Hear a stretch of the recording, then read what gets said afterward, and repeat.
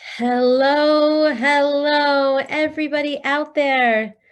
Welcome. This is like such a wonderful opportunity that I get to debut a phenomenal program. Wait for some people to come on and start viewing. But in the meantime, I want to welcome everybody to this amazing Facebook Live. I want to thank My Gift of Mikvah for inviting me here tonight. For those of you who don't know me, my name is Adina Stilerman. I'm the senior educator for Partners in Torah, and My Gift of Mikvah is a very, very special organization for me. It is near and dear to my heart. I've been so lucky to be able to work with them on several projects, and this, I believe, is probably one of the most exciting projects to date. So tonight is really about telling you a little bit about what empowered is going to mean to you in your life in the near future, what they have in store, and to give you a little bit of inspiration to kick off this incredible initiative. So some of the things that they have in store is to have regular podcasts, interviews. We'll get to that soon. They have Alana Calland and Jamie Calland, who's going to be doing a phenomenal program for married couples. And Eve Levy is going to be doing, is a good friend of mine. She's going to be doing interviews. Stay tuned because this is the place to be. But the question is, what was the impetus of Empowered? Why is it so necessary for the world at large and for you who's viewing right now? Why is this so essential to every single woman? The truth is we have a whole team of people that are bringing these products to you. And I think it's really remarkable that relationships is the one area in our lives where people honestly think that they're going to figure it out as they go along. Think about how comical that is. We don't do that with anything else of such importance. If it comes to flying airplanes, we don't say, like, let them watch a Disney video, right, of Aladdin flying on the magic carpet and then get them to take them up on the air and tell them to fly a 747. We don't do that. What about major brain surgery? After an episode of Grey's Anatomy, you're not ready to pick up a scalpel. So what is it about relationships, specifically marriage, which is one of the most challenging relationships to master, that causes tremendous heartache and pain when done wrong, and tremendous beauty and pleasure in our lives when done right? Why is it that we don't have an enormous amount of education? Somehow we put such an emphasis on mastering complex algebraic equations within our education, memorize the periodic table. We are more educated, well-traveled, exposed to everything and anything we could possibly ever need in our lives. Yet, in our upbringing, there are virtually no preparations for one of the most important day-to-day contributions to our happiness, our fulfillment, and of course, a crucial part of our fulfilling our potential in this world. Nothing is more important and a more important contributing factor than marriage. Where are the textbooks on it? Where are the mandatory trainings and tests? Where are the instructors, the teachers? We just throw ourselves off the plane with no parachute, no training, no instructor. And of course, we end up with a lot of broken bones and bruises along the way and trauma. And it's no secret that statistically speaking, marriage is kind of on the rocks. Your marriage might be good at this point. What happens when it's challenged? How long have you been married for? Some people tuning in might be married for a few months. Some people tuning in might be married for a few decades. We all go through things in our lives. And those who've been married for a few decades probably will give testimony to the fact that there are some really challenging things that we go through. And some of us are wholly unprepared. I think that's a remarkable thing just to think about, that within our culture, not only do we have a lack of education, we have an abundance of miseducation. Within our entertainment industry, it's really the #1 subject. Name a movie that doesn't have some type of romantic theme running through it. The top 3 best, movies out there with billions of dollars raking in. Of course, they have romantic themes running through. And what about the music that we listen to? What about the #1 best-selling book genre is, of course, romance novels.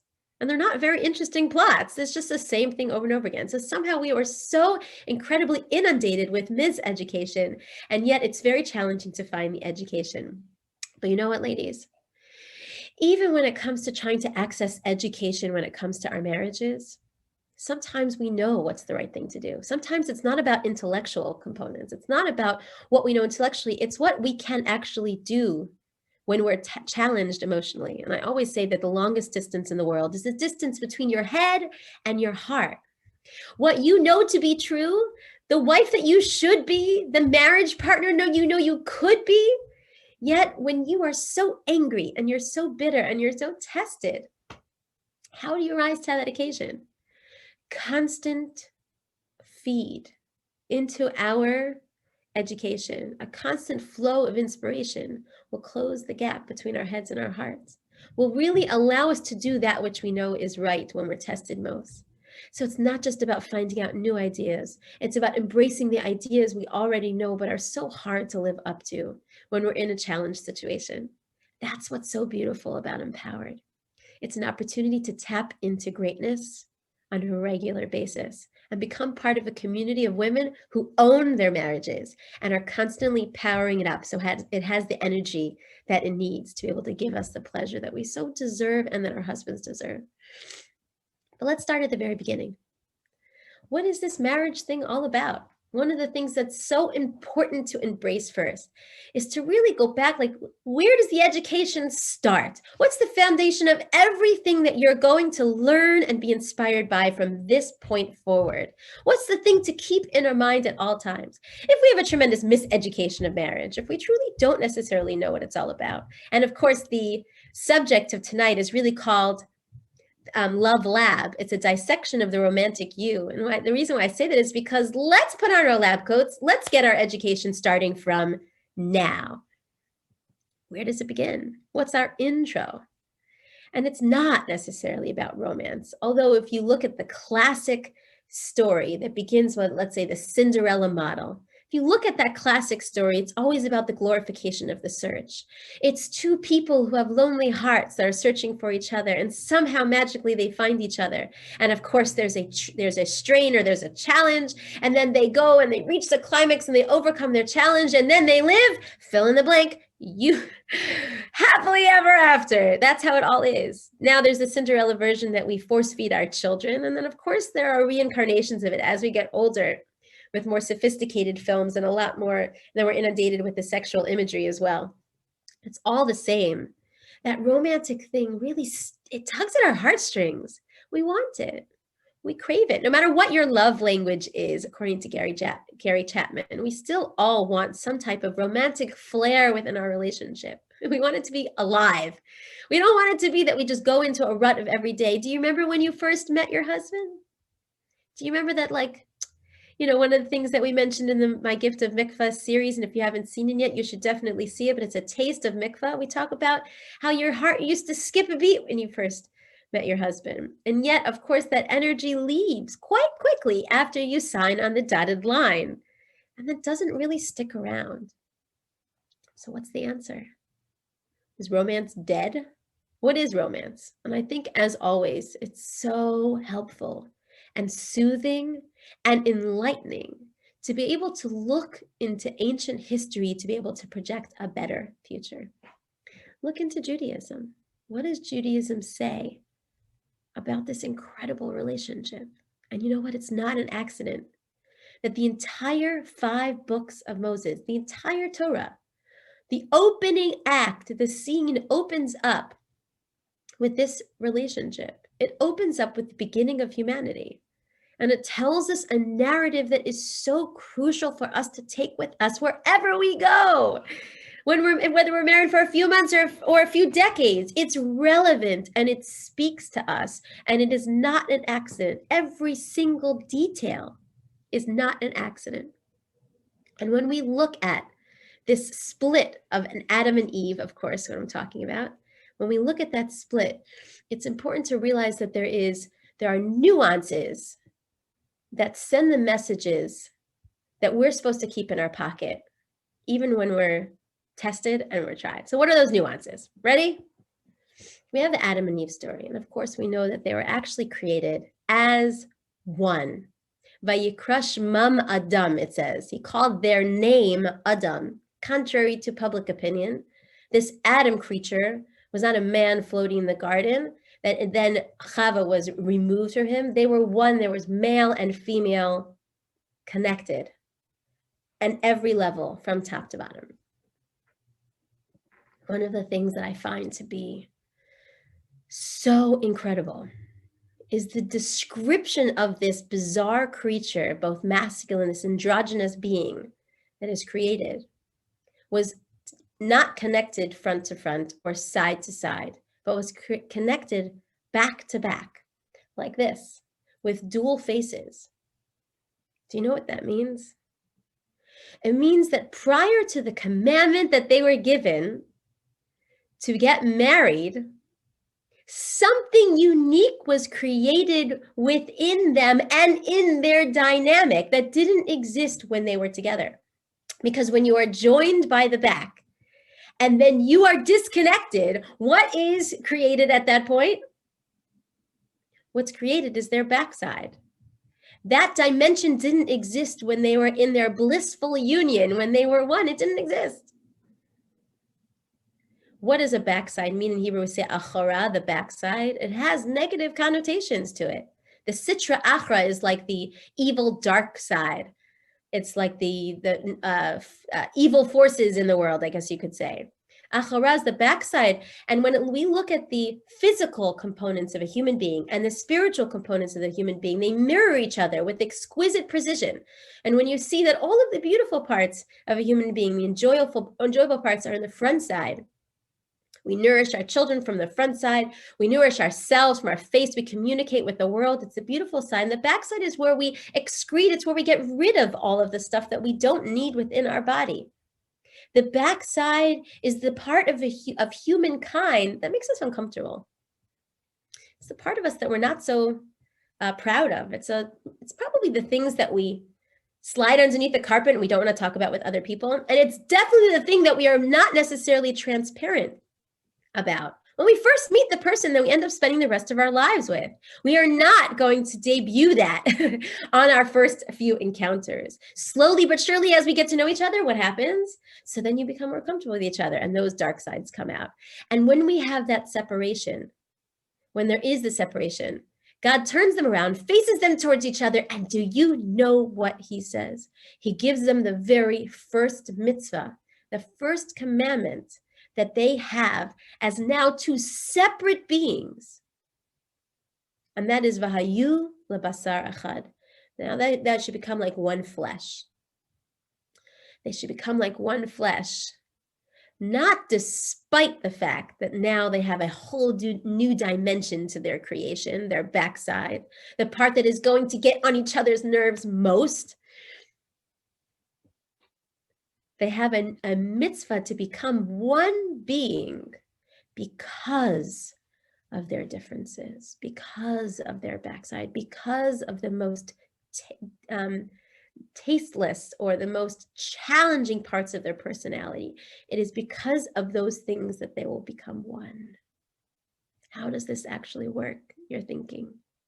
As you're sitting on your couch at home, cruising through Facebook Live, and you saw possibly my face pop up, or maybe you heard about this and you made yourself comfortable a long time ago, waiting to see what this was going to be about. Or maybe you're watching the recording. All of you are asking the same thing. I get it, Adina. I want to become one. I understand that marriage is about oneness. What do we do to actually achieve it? Because it's probably one of the hardest things to be able to truly embrace and live up to, practically speaking. What does this oneness actually mean? So then we have to go into an analogy. If we understand that every human being is a fragment, human beings are best expressed as fragments, they're best expressed in the union of male and female. So then here's an analogy. If you hear someone on a telephone, what do you hear? So I'm picking up on a phone, I'll use my phone. You hear half a dialogue. You hear, okay, I'll meet you at this time, in this place.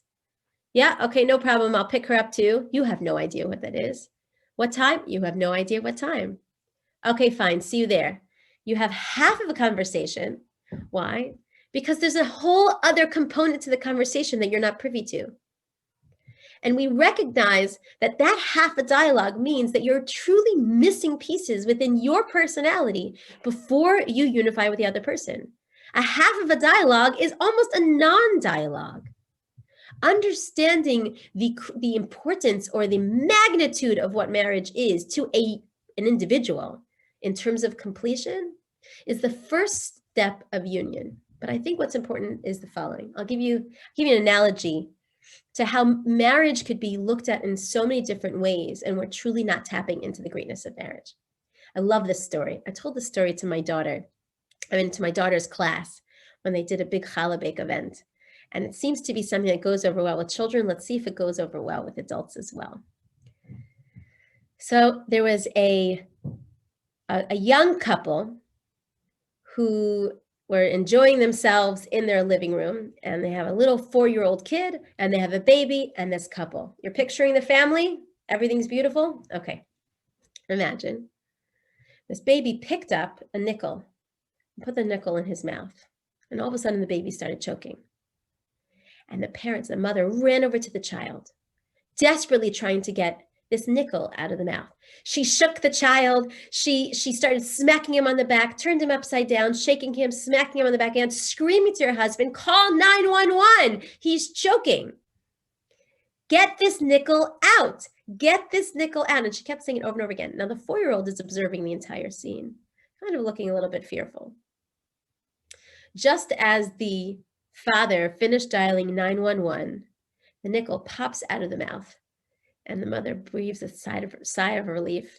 The husband comes over, holds the child, breathes a sigh of relief, right? Next morning, the 4-year-old woke up, came to his mother, and he said, "Mom, I'm never going to ask for money again from you." "Why?" she said. "Because I saw yesterday how desperate you were to get the nickel out of the baby's mouth. You turned him upside down, you smacked him on the back, you scooped your finger into you even called the police to be able to get this nickel out. I'm so sorry I took money from you or I used money. I will never ask for money again because I see how much you value money."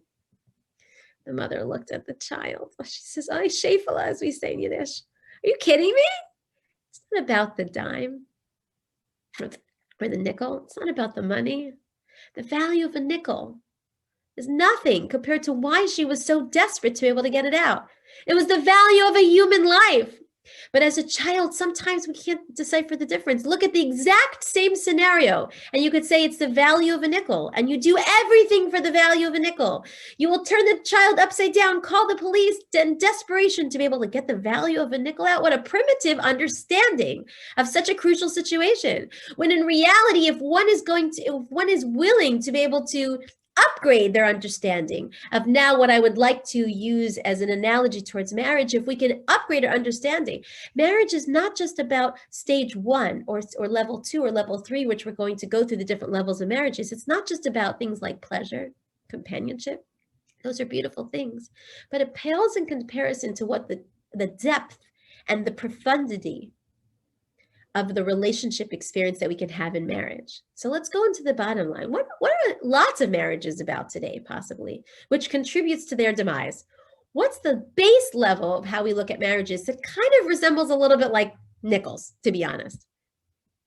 Level number 1 is like what Rabbi David Gottlieb says, I plus I. It's me and it's you.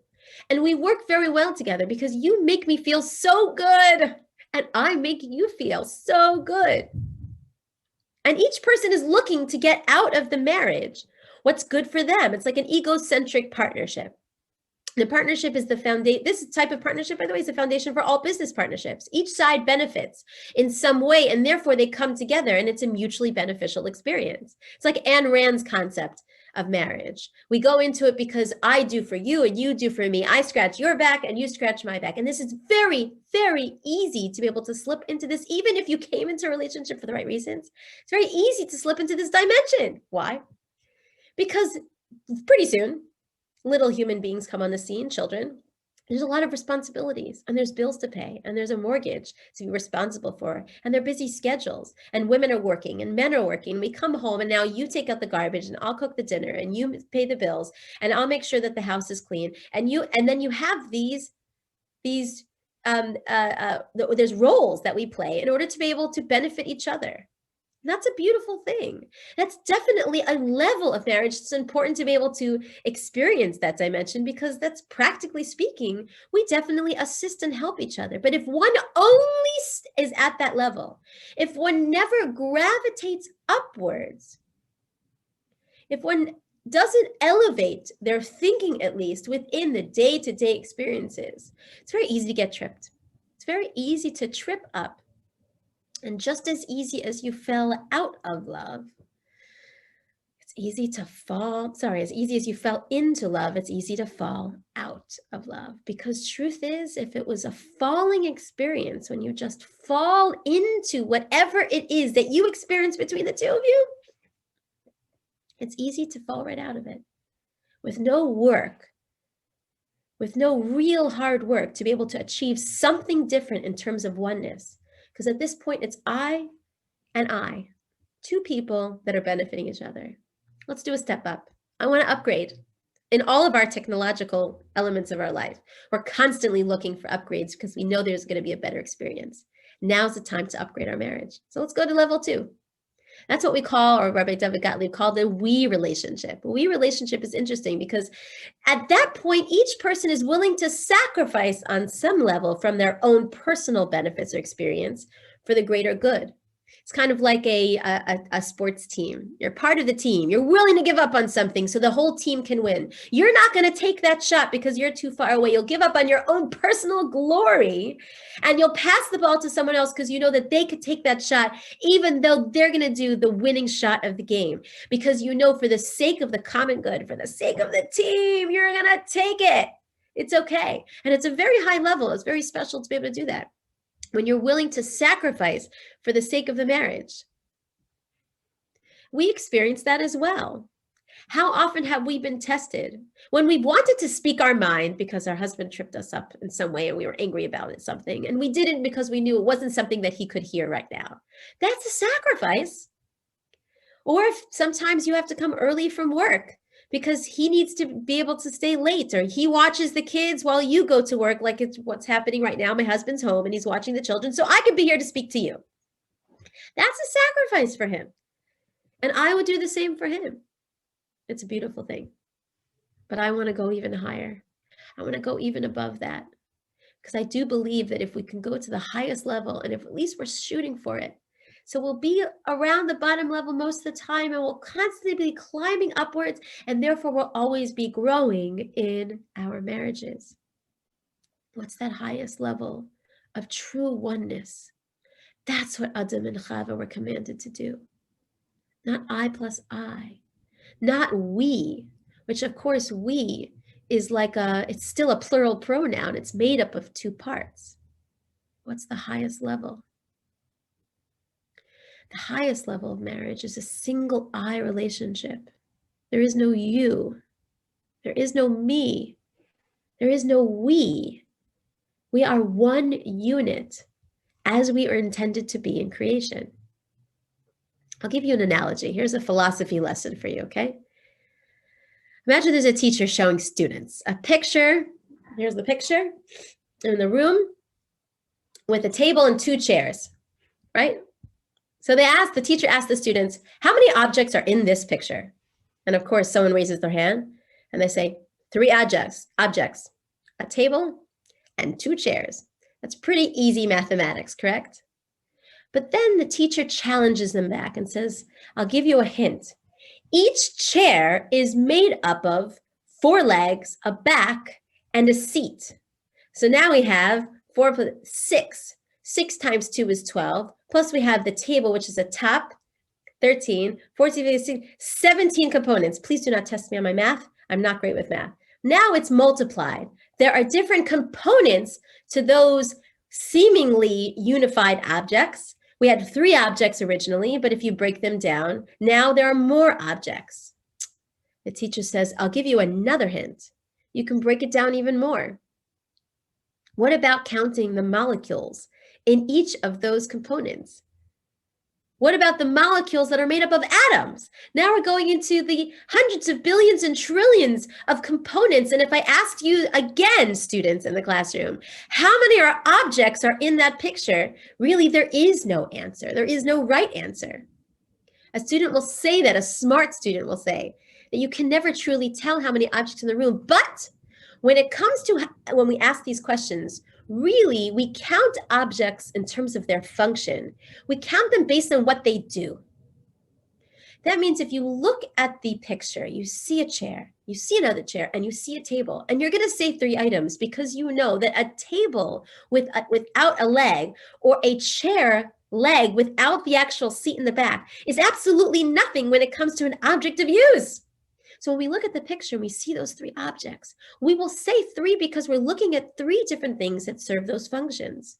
And therefore, one can extrapolate the fact that if we look at objects based on their function, is a great philosophy class, then what does it mean to become one unit?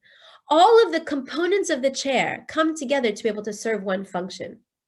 They serve with unity. And that's the only way that they could function, is if they come together.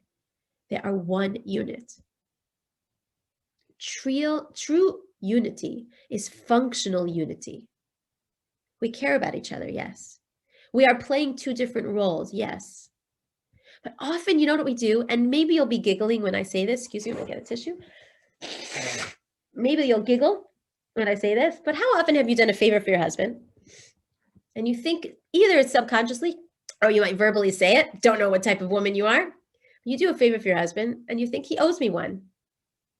Now he's in the red, I'm in the black. How often does that happen? I don't even know if it's subconscious. I think we kind of are even aware of that there's some type of, I do things for you and you do things for me. That's how you know, if you're thinking like that, by the way, that's how you know that you're functioning at the base level. Can we do better? Can we do more? It means that you and I, when I do for you, I do for myself. And when I ask you to do something for me, it's something that we both benefit from. And if I'm asking you to do something for me and we don't benefit from it together as a unit, then it's not something that should be done. If I ask my husband to watch the children so I can go out, and that me going out is not benefiting the entire family or us as a unit or me and him, if I don't fully be fulfilled, and the truth is, one of the reasons why I teach these classes is for selfish reasons, because I'm a better wife because of it. But if I am not showing my husband how much both of us benefit from this action right now, and therefore me teaching the class is for him and him watching the kids is for me, and therefore we are one unit as we function together. I'll take it one step higher. One of the greatest barriers that we have when it comes to achieving oneness is looking at ourselves as separate units when it comes to functioning, not technical functioning, not in terms of tasks, but in terms of feelings. How does that work? So when we say something hurtful to the person that we're married to, we're doing it for one reason and one reason only, because we feel the person needs to hear it and we need to let it off our chest. However, if the person hears it in a way that hurts them and it doesn't help them whatsoever, then what happens? It's great. Then both of you hurt, yet we don't even realize that you're in the same boat and you've put holes in the boat that you're in yourself. That's the ultimate unity. Unity means if I say something to you and I hurt you, it means I've hurt myself in the process. And therefore I need to fix you so that I can feel better. I have to tell you a story. I can't go through a class like this without telling you a story. A woman, a friend of mine, got married to a lovely young man about a little over 10 years ago. When she first got married, she knew that he suffered from depression. This was not something that was hidden. She didn't understand what it really meant to suffer from depression. She also knew that she married him in his highest moments. He was fine at the time. He had a great job. He was making great money. He was fit. He had a great personality. Every once in a while, he had a bad day, and he was also on medication. One day he turned to her and said, "Honey, I've been on medication for the depression for so long, and I feel like I'm in my high moments. I feel like it's working well." I think I'm ready to wean myself off the medication. What do you think? She said, I'll support you through whatever you think is good for you. And it was a rocky 2 weeks. If any of you listening have ever supported someone weaning themselves off medication, this type of medication at least, it's not an easy thing. He was in bed, sometimes day in and day out, but he said he was going to give himself a trial period of a certain amount of weeks to see if this is something that he could be without. After the 4th day of being in bed, it wasn't easy. They had little children at the time. And she found herself trying to balance one child on one arm, another child on the other arm, doing everything in the house, working, coming home. He wasn't getting up for his job. What is she to do? What is she to do? And she lost it with him. She went stomping into the room and she said, I've had enough. Get yourself back on medication, or this is just not, I can't be supportive. I'm a human being and I have a limit to what I can handle. You've been totally dysfunctional for so many days. Get yourself back on medication. He shot out of bed. He said, I'm sorry. I'm going to do this. I'm so sorry. He apologized profusely and he proceeded to function. Now, moving forward, I want to fast forward a long time, years of him having yo-yo experiences, ups and downs, in bed and out of bed, keeping at his job, regardless of how challenging it was. He plugged away and he would have 2 weeks of work where he'd do everything he needed to do and then he would just crash. And year after year, she always had that breaking point, and her breaking point sometimes came prematurely. She'd find him eventually again. All right, she wasn't able to truly support him. And the reason why she wasn't able to support him was as follows. She one time opened up to me and asked me, what should I do? I said, let's call her Sandy. Sandy, have you ever thought of what it was like to suffer from depression? Have you ever had depression before? Do you know what it's like to be glued to your bed? Do you know what it's like to be afraid that you might get fired because you haven't been at work for 4 days? Do you know what it's like to have a family dependent on you financially, emotionally? Do you know what it's like to have a wife that just doesn't understand you? Have you ever that? She says, I try, but I don't understand it. And I said, the concept of true oneness in marriage is being able to put yourself in their headspace when they do something that disappoints you, when they fall short of your expectations of perfections like, how you are perfect, when they don't live up to how you want them to be, to step into their shoes and feel, what does it truly mean to be in those shoes? What does it mean to suffer from depression? And if you can't step in it with your whole body, not just one foot, not just one toe, but with your whole entire body, if you can't step in it and really feel the anxious, the heart, the anxiety of being glued to that bed and having your wife yell at you and not understand you, if you can't feel it, then you have to pretend it. But the easiest way out is to feel it. She said, Adina, it's a tall order. I don't know if I could do it. I kid you not. This story is true. Just a few weeks later, Sandy went through a tremendously challenging personal experience. She got fired from her job, and she was the top of her field, but she got laid off. She had been at this job from before she had even met her husband for a very long time. It was her whole personality. She was proud of all of the promotions that she had experienced. She knew that she was the top of her field, and to be laid off was the most humiliating, degrading experience that she had ever been through in her entire life. And ladies, guess what happened to her? It's the first time she'd ever experienced real depression. She was in bed, and she was stuck for 4 days. Now, she didn't reach out to me during those 4 days. She didn't even connect the dots. But do you know what happened? Her husband came into the room on the second day. Here's my tea, with a cup of tea, with toast, with her favorite cream cheese that had vegetables in it. Said, sweetheart, I love you unconditionally. You stay there. I have the kids covered. And don't worry, you will bounce back from this. I'm your biggest fan. Those were the words she used.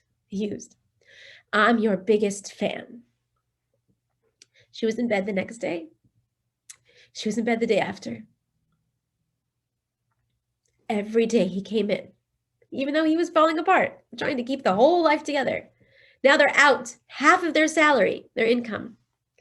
And he said those words, I'm your biggest fan. You'll get through this. I believe in you. I'm your biggest fan. I don't know from that story and what she told me whether he meant it or not. And I will never know. Never had a conversation with him before. But I do know that when she did make it out of there, she called me and she said the biggest gift ever happened to me. My husband taught me what he needed. My husband taught me. I was in my lowest point. I don't even deserve those words.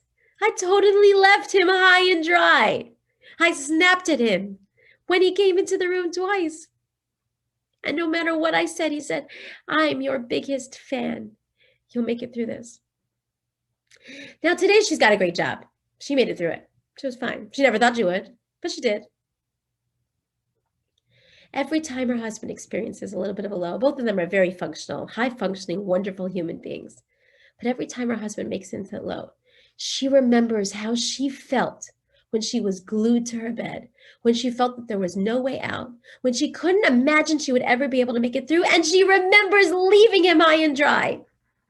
And she remembers those words, I'm your biggest fan. And whenever he comes home, he says, I did this business deal and I lost so much money and everybody at work is mad at me. I can't believe I did this.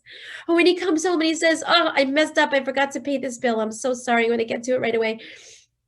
She says, don't worry, honey. I'm your biggest fan. I'm your biggest fan. I'm not your fan because you deserve it and because you earned it. We're one. I don't feed my body because my body deserves it. I feed my body personally, and each and every one of us do things because my body is one with me. This is who I am. Body and soul are united and glued, and I feel pain when I don't feel my body. It is one. It's like the relationship between me and my own hand. That's oneness. To be able to step into someone's shoes is a basic mitzvah in the Torah. V'ahavta l'recha kamocha. If you really, truly love someone, you have to love them in the way that you would wish to be loved if you were in their shoes. I remember one time, and I'll end with this particular story. I remember one time I gave a talk, and it was quite a large audience. And it was a really big break for me because it was an audience that didn't know who I was. It was at the Miami Jewish Film Festival. They asked me to give some type of to run a discussion afterwards in a big theater after a film. Lots of people I didn't know. Some prestigious people were in the crowd. And I'm not going to lie to you. I was nervous. I was. My husband was in the audience as well. And he looks at me and says, you're going to be great. Don't worry. And guess what? I wasn't great. I royally messed up. Lost my train of thought. The spotlight was in my eyes, so I couldn't even see my audience, and I need eye contact, which is one of the reasons I'm struggling because I can't see you right now.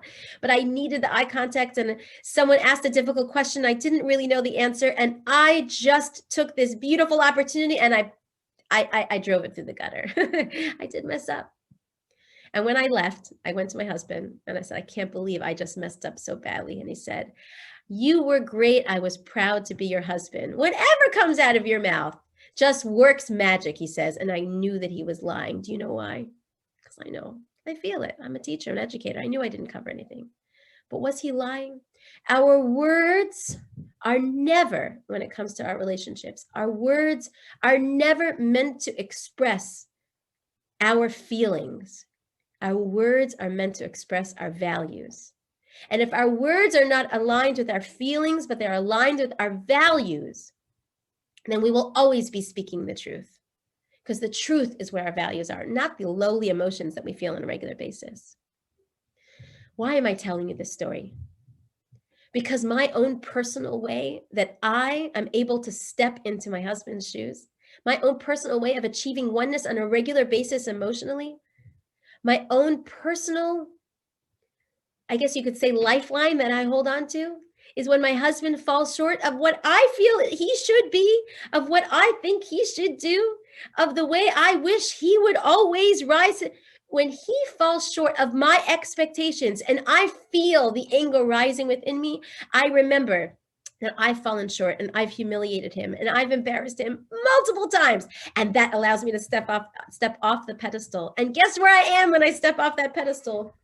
I'm right next to him, one with him again. Sometimes that's what it takes to be able to focus on the times that we fell short and remember how we would want to be treated. Had I stepped off that stage and my husband would have said to me, didn't you prepare? That one line. Didn't you, if you would have prepared, that wouldn't have happened. And the truth is, he knew I didn't prepare enough for it. He knew it. He knew I kind of thought that I could wing it. Apparently, I can't. If we can step into our husband's shoes, at our spouse, if there are men watching, if we can step into our spouse's shoes at the times that we are most disappointed, when they come home late, when they're not handling the kids the way we would like to handle them. Remember, are we a perfect parent? Really? Can we look in the mirror?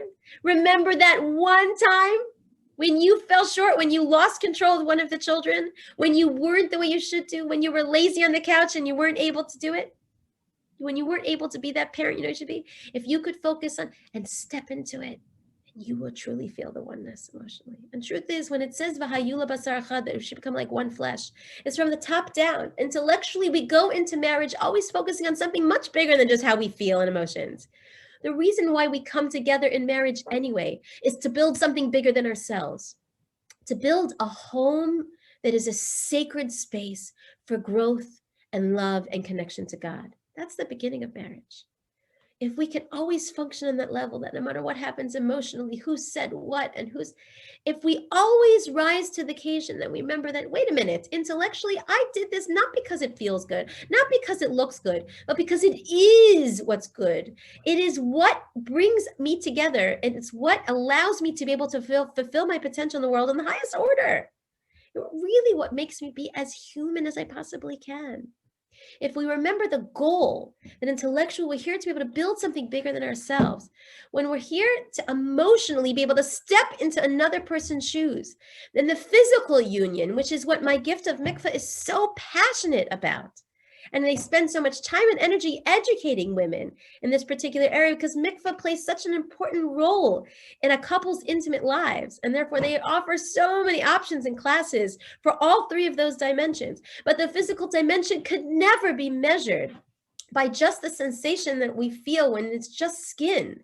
If it is just the body experience, it could never truly feed us and fill us the way it can in terms of making us feel complete. It must be our intellectual union. It must be our emotional space where we're constantly able to step into the other shoes. And that will leak into this most sacred space of a couple's marriage, which is within the bedroom, which is the ultimate union. Oh, how beautiful is that? So I want to welcome you to the greatest feeling of oneness that you will ever have in your life. Not the first level of marriage, not I plus I, not we, but a true one I. We are one unit.